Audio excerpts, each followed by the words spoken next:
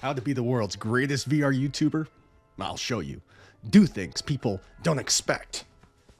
For instance, I'm now giving away the MetaQuest 3. I'm also including the Kiwi design dock and the Kiwi design headstrap. It's pretty exciting.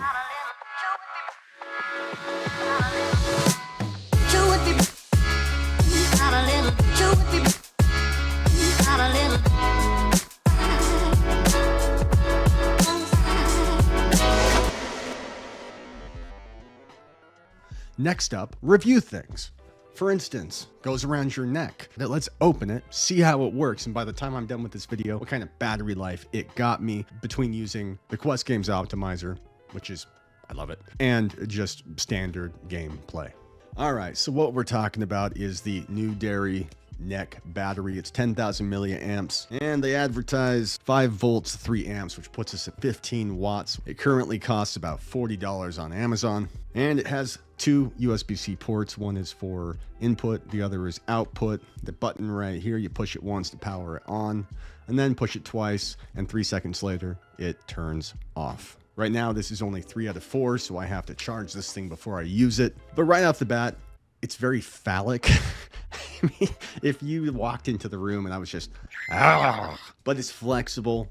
It seems to be well built. It's not too heavy. It's comfortable enough. We'll see after, a few sessions. Kill the headset and see how far it takes us. One thing I do want to say, the way this attaches, it obviously plugs into the headset. If you're already using a battery head strap, this isn't the solution for you. It means I have to unplug my ProVolver and probably, tuck it back here. I'm not going to go out of my way to, install a new batteryless head strap for this. I like the Halo design. If you like the Halo design and you want to use something like this, ProVolver and others sell Halo designs that don't have the battery on the back, so that's going to be up to you. But obviously, I have to plug this in, put it around my neck, and then because it's kind of short, all you can really do, I think, is put it on and then hunt. On the hunt. Where is it? And it's on. Okay. You got this thing right here. It's just kind of always going to be there, but it's not really in the way, but I'm worried I'm going to catch that on something. I'm going to play some games, both Quest Games Optimizer and without, probably Asgard's Wrath. I'm going to go do that. I'll be back.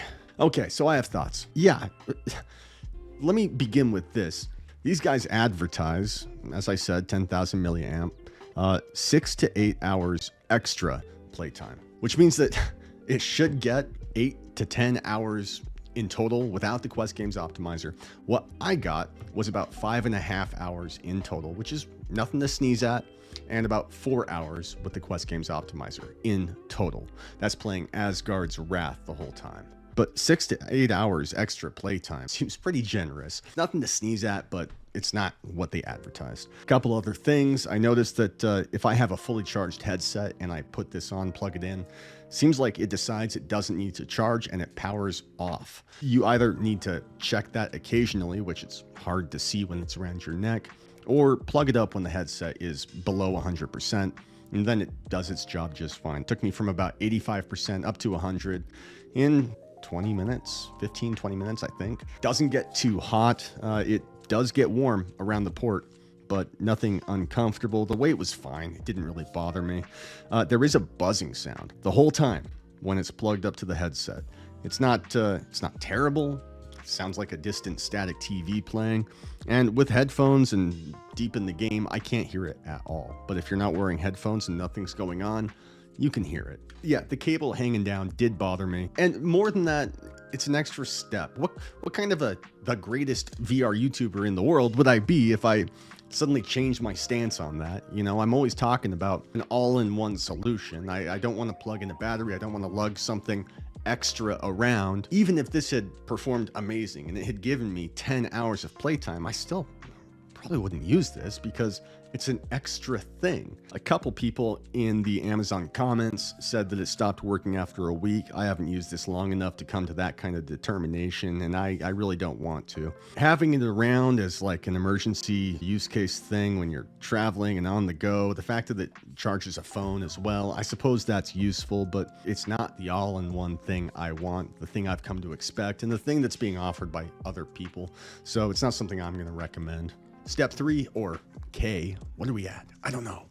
review more stuff. And luckily, we have more from Deadeye VR. This is a secondary golfing club accessory that they sent me. Previously, they had sent me this monstrosity. My God, look how big that is. And this is their little brother to accompany it. These differ in a couple different ways, but right off the bat, it's pretty clear that one is long and one is short. One is heavier than the other, but this one comes with additional weights that you can attach on the bottom right there. The way that these differ is this does not cup on. It doesn't just slide into a cup to hold. In fact, there are reasons I kind of prefer this. Now, this is similar to the Sanlaki golf club. Differences are abound. To begin, this has a weight on the end. It's much more hefty. This does not have a weight on the end. And in point of fact, with the Sanlaki golf club that they sent me, which is one of the first ones I ever reviewed, a few things happen here. And some of this wasn't entirely known to me at the time because it took like months of using it for it to kind of take effect. Now, to their credit, Sanlaki sent me, and they will send you, if you had an issue with this, they'll replace this. I've got a box of these parts specifically because he was worried that some of these units were going to be falling apart. So I appreciate that. And I'm glad that he's taking care of his customers in this way. It does bring us to a point, something that we can talk about. And that's that the way that this attaches on the Sanlaki, you've got this hook right here. It's hard to show with this, but you gotta loop it on, connect it, and then it gives you a little bit of room. Then you put that on and tighten this down from the top. A lot of moving parts, but the way that this one differs is that while it has the same fundamental grip on the face of the controller, it screws in from the side right here. I wish we didn't have so many moving parts, but this opens like a hinge and it doesn't come off. It's actually one solid unit, which can't be said for the Sanlaki, I'm sorry to say. And you just put this guy in, close it, and you pop in the screw. It's got these holes all around it so the headset can see the lights around the controller. Sanlaki does something similar, but it's more just these cutouts, little areas. Also, some differences that need to be mentioned with this. As the world's greatest VR YouTuber, I want to bring to your attention how wide this is versus how wide that is. I also want to bring to attention that it's hard for me to say. I'm not good at this, but this is very obviously 3D printed. You've got this ribbing around the side. This is also going to be 3D printed, but those lines I'm talking about aren't nearly as visible. From the outset, it really does look more like injection molding. I only know that it's not because I can recognize the base. So between these two, and I think we have to compare them together because this is nothing like this. This is gonna win because it's got a hinge design that will not come off. It's thicker, it's bigger, it's stronger. What am I doing here? It opens up into a hinge design that doesn't fall apart, and they give you this weight if you want it. Now, I have to compare it to their previous one, this one that's like 7 feet long, but I don't like that they expect me to pipe the, well, okay, I'll show you. I'm gonna show you. I described it before, but as the world's greatest VR YouTuber, I gotta show you. All right, so you guys know me. I like my grips. I want them. They're a part of me, which means that if I'm using my favorite grips, I'm not using this. But to properly use this, I gotta have this. Okay, all right, let's do it. Let's do the whole thing. Here we go. Take it off, take off the battery cover, put this in, find how it goes in, slide it in, put the battery cover on. Oh my God, it's been like days. And then slide this through. It's such a small hole. All right, there we go. Pull it through. All right, and now come here and loop this on. Okay, it's looped on. And now I turn this until it's tight. Okay, it's on, it's done, it's not coming out. It's just so many steps. Okay, so we just played a golf game. We had a great time. And then it's time to be done with this. So, okay, let's do this again. Figure out how to, I remember how to do this. We gotta take off the battery cover and then take this out and then put the battery cover back on and then put my thing back in the thing. And then what do I do with this? I guess I could just stick it in here until it's time that I have to use it again. I don't know, it's just so many moving parts, you know? I really like this. I told you before, I like how heavy that is and how long that is. And between the Sanlaki and the Deadeye VR, Deadeye VR for sure wins completely. It's just built better, which is to say that if you are bent on using a top-mounted, a face-mounted system, yeah, get this, get it. But if you are in search of something longer, heavier, more representative of actual golfing, this is longer, this is heavier, this is less realistic because of the length, but it's got the weight to go. Honestly, the grips, they feel about the same. Both of them feel good. And it's on. I don't have to install a loop. It's facing me just fine. The cameras can see it. But it's half the length I want. I really prefer this solution for how it connects. The weight of this is great. This is the Yezro. I didn't used to think it needed to be longer. I thought it was great. It was so much longer than this. I mean, but then I saw this and I'm left wanting. And instead of this cup, I wish that they just attached that. I don't know. It almost feels as if like Deadeye VR doesn't, it's like they don't know who their audience is, or maybe I don't know who their audience is. Maybe I'm the one who's wrong, but I really am of the opinion that it's like, it seems like to me that anyone who goes out of their way to get a golf club in VR is deeply invested in VR, which means that I know things about them. I know that they are not going to be the kinds of people with dangly loops at the bottom of their controllers. They're going to be using grips. Maybe not these grips, but some kind of grips. And most grips prohibit the use of loops. I know that they're not going to be using the stock strap. Maybe they're using the Meta Elite strap. Maybe they're using a third-party battery strap, but they build on that jock strap. And so if we know that about these players, I don't think I'm completely out of line to say that most people who come across something like this, they're going to use it because it feels great. They're going to use it because it's heavy and it's long and there's nothing else like it. But I think every one of them is going to kind of, oh God, like wonder why they have to compromise. It's a lot. And I just don't think that people who are going out of their way spending this kind of money, I don't think that they're the kind of users who have this on. So that's not what's happening, I don't think. Another thing that I know and you don't, as the world's greatest VR YouTuber, is it takes initiative.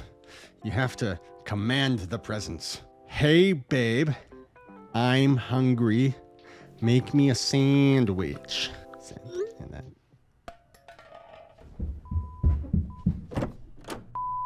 then... So to recap, what does it take to be the world's greatest VR YouTuber? Well, a few things. Mystery, surprise, intrigue, confusion, and redirection. Reviews, accessories. And don't forget to leave them wanting more, because I got this. I can't talk about it a whole lot just yet, but you'll notice it looks strikingly similar to the official Meta Quest 3 dock. It even charges by the prongs on the underside of the Quest 3. However, there's something I gotta wait on, and so that will be another episode. Look forward to that. Again, giving away that Meta Quest 3. With it, I'm going to be including the Kiwi Design dock and the Kiwi Design battery head strap. You'll get the Quest 3, the dock, the head strap, and why not? Let's throw in this puppy as well. What do you think? One lucky guy or gal is going to get just the mother load. I had said I was going to be doing this when I hit my 2,000 subscribers, but I'm close enough. And, you know, I want to get this done. I want to get the ball rolling. I want to give back to the community that's given so much to me. And as the world's greatest VR YouTuber, it's up to me. I get to make the decisions in this thing. Now, I'm going to be doing a few more videos throughout this month. I got some things in the works. Like I said, I have to review this guy. I also got to drop a video on a new game that's coming out that I was able to take part in for a beta run. I've also got a slew of new battery head straps coming that I got to check out. A couple more battery solutions, not dissimilar from this. For now, go to Gleam. It's linked in the description. Early February, we'll pick a winner. So stay tuned for that. You got to be subscribed. Following that video, though, I am kind of busy. I am learning the saxophone with my daughter. I already play the guitar and I know the trumpet from back in the day, but now I have to learn the saxophone. And that's taken up a lot of my time. Also, my movie Jesterpus is done. I just have to put this... Oh yeah, did I tell you? I'm making a movie. It's done. We've been working on it for like 3 or 4 years. This is independent feature film. I'll show the trailer at the end of this if you guys want to watch that. It's completely unrelated from VR, but it's me. It's something I've been working on for going on 4 years now.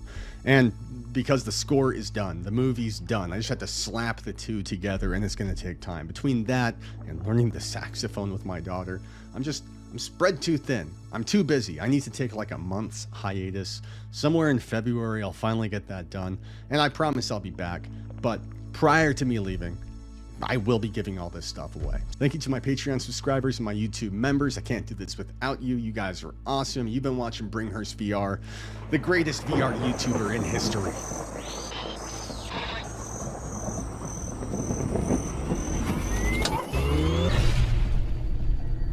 What is it, son? Well, when we have church in the bunker downstairs, we only talk about Merlin and Camelot and the clown. But I hear other kids through the fence sometimes talking about Jesus and a ghost that's full of holes. 1400 years ago, Merlin battled the skeleton horde alongside King Arthur, but another villain would soon come to power. A clown who traded a big knuckle for eternal life and 4 horrible arms that extruded from his back was banished to Mars by the Lady of the Lake. Merlin hibernated inside a mountain, but now he's awoken to the sound of Jesterpus's return. Gadzooks! He's back! Oh, Henry, that's blasphemy, remember? We've talked about this. And we don't want to rot in King Arthur's dungeon after we die, do we? No, I guess not. Horror, comedy, music, lunatics, and milk. Stay away from my milk! Well, son, I know it's hard. Like trying to get around in a broken car ride. And Merlin loves you, thinks you're pretty great. Now say your prayers, cause Camelot ain't gonna wait. So dream of magic, dream of King Arthur's blade, riding horses in the Everglades. Camelot, Excalibur, praying to the only ones who've spoken the truth.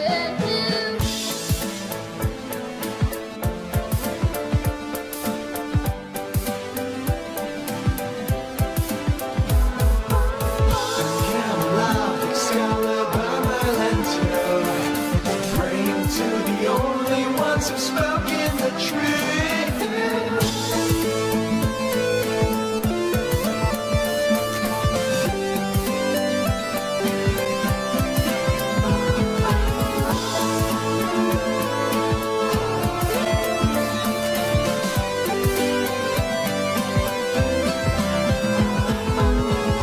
Camelot, Excalibur, Merlin too. I love you like I love the dragons red as they flew. Merlin is the only thing that can stop Jesterpus. Two would be